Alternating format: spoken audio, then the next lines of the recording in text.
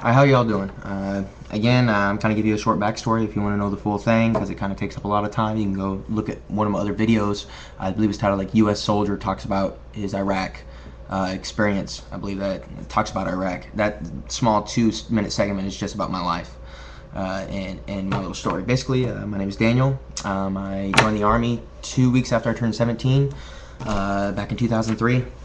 I just got out of the Army less than a year ago. I served 6 years at Fort Campbell, Kentucky. I did 2 tours to Iraq. I had no tours to Afghanistan. I'm a Purple Heart awardee. And not that I think that, like I said in the other ones, I've said in a couple other ones, I don't think that makes me special as a person. I just think that this, whatever I'm saying, and this delicate subjects I talk about, that normally people would feel very taboo talking about, like McCain's war record and things like that. I think that it should, I don't know if it will, but I think it should hold more sway than just a normal person saying them. So here we go. All right, I'm going to talk about, I jump around, I rant and stuff like that, but I try to stay on a couple key topics. And it's a bold thing. I'm not much for humility. I'm not. I think if whatever I'm thinking, I'm going to say it. I'm very like that. I don't think that anyone should be impressing. Anyone should be should feel obligated to do or say anything. I mean, outside of reason. I mean, including racist comments. If that's freedom of speech. If if for some reason, if 100,000 Klan members want to march in front of the White House, unfortunately, in my opinion, they still get to do it. And of course, the the Klan member meetings, you never see the police beating the shit out of those guys, do you? Of course, there hasn't been one in a long time, but you never see the police beating the shit out of them. But whenever anti-war protesters go out there, they get shot and tear gas and everything else, right? Well, anyway, we're going off topic here. I want to talk about how bold of a thing it is, how bold of a thing it is to be president, to put yourself up for the possibility of being president and as a nominee when you didn't fucking serve. When you didn't. I mean, when you evaded war during your time. Just because you wore a military uniform during Vietnam, especially if you never left the United States, it don't count. If you never left the United States during Vietnam, then you should not even be put in the same category. Well, first of all, the National Guard was invented during the Vietnam War to get rich people's kids out of the war. I mean, there was no chance of Vietnam there was zero chance Vietnam. How the fuck would Vietnam even get to us? So there's no chance of any kind of invasion. It was a manipulation because rich kids didn't want to go off to war. And that's why Bush got in. Bush got put in front of more than 100,000 people. He finished 26 out of a possible 100 on his test to get into the Texas Air National Guard. He didn't even have a fucking pilot's license before he went in. Actually, even then, during the Vietnam War, the standard was you had to have 3 to 5 years of enlisted duty time as a pilot in order to get even looked at. In order to get the Army paperwork processed, you had to at least have 3 to 5 years of enlisted pilots time in the Army. That's what he signed up for, the Army. He didn't have any of that. We didn't have a pilot's license. He had no training. He had never been in the service before. He got pushed ahead of more than 100,000 people, and one of them inevitably had to go off to Iraq.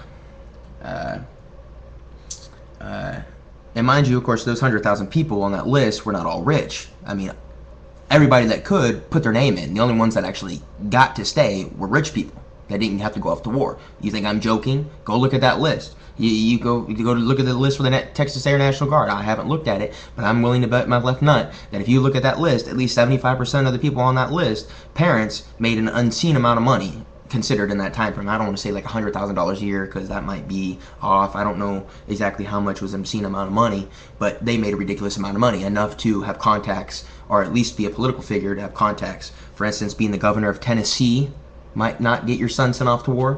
Well, anyway, so he pussied out of Vietnam, right? And this is coming from someone I volunteered at 17 to go to war.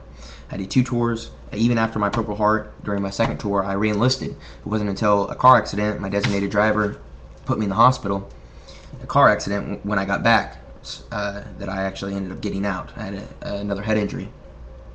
But I'm going off topic here. So basically what I'm saying is that I wouldn't feel comfortable.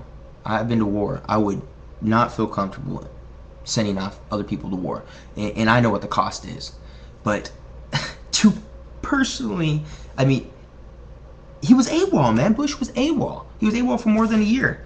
Damn, I had the dates down here. I'm not going to go back and search through it, but you, of course, type in Bush AWOL anywhere on fucking Google and you're going to find it. He went AWOL about a week and a half before a surprise drug test. How we found out a week and a half before a surprise drug test, I don't know. He was AWOL for almost a complete year. They have it that he was AWOL. He got his pay stopped twice. Mind you, they have the orders.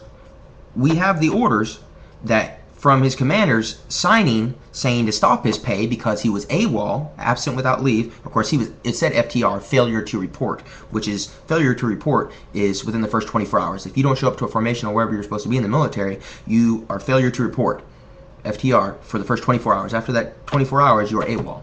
So they entered that paperwork, obviously, after he had missed his first day. And then it said FTR on there. Now, any of the other paperwork, because they stopped his pay was stopped for, I believe, 4 to 6 months.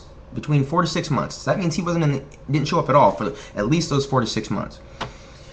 And then it was turned back on somehow, even though he never showed up back to the base. It got turned back on because, oh yeah, that's right, it got turned back on, and even though he wasn't at the base, his paperwork started getting done so he could get transferred out of there.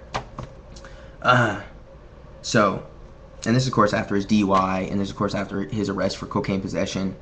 And so he would have been dishonorably discharged. So he was AWOL. So this is a guy who was AWOL for almost a year during the Vietnam War. And he sent thousands of Americans to die. Bush, and I'll say it, Bush killed more people. Bush has killed more Americans than Al-Qaeda. How do I say that? Bush sent us to Iraq. A country he knew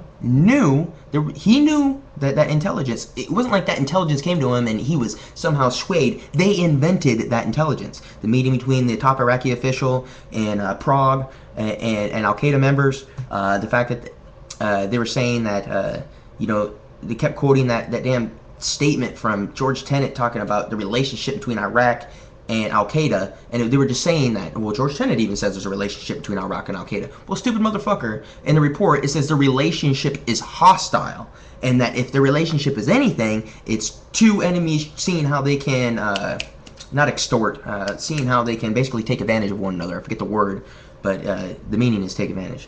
So basically looking how they can get a foot up on another. So he knew that Iraq posed no threat. He knew that Iraq had no missile technology that could reach us. Of course, they didn't. Look, we invaded the fucking country, and they didn't have anything bigger. They didn't have anything bigger than a mortar round there. I mean, they had tanks and stuff during the initial invasion, but we're talking about things he had stockpiled. Remember, he's planning a massive attack against the U.S. This is what Bush told us. This is what, sent nearly 4,500 Americans so far to die, 43 and counting. Another thing is, you think Bush knew? Ask Bush, whoever runs into Bush that reads this, ask Bush if you ever run into him. Hey, do you know how many Americans had died the day you left office under your watch? He wouldn't know. They don't even know how many Americans died whenever fucking Condoleezza Rice gave that 700-word answer to a third grader about torture. She said there was 3,000 Americans died. No, motherfucker. Like 45 of them weren't even Americans. So you don't know how many Americans actually died. Because she quoted, it was like, 3,000, and she gave the specific number, and of course it wasn't fucking the right number. So that's how much they care. But I get so unmotivated when I watch it and I start talking about this shit. I get sick, man.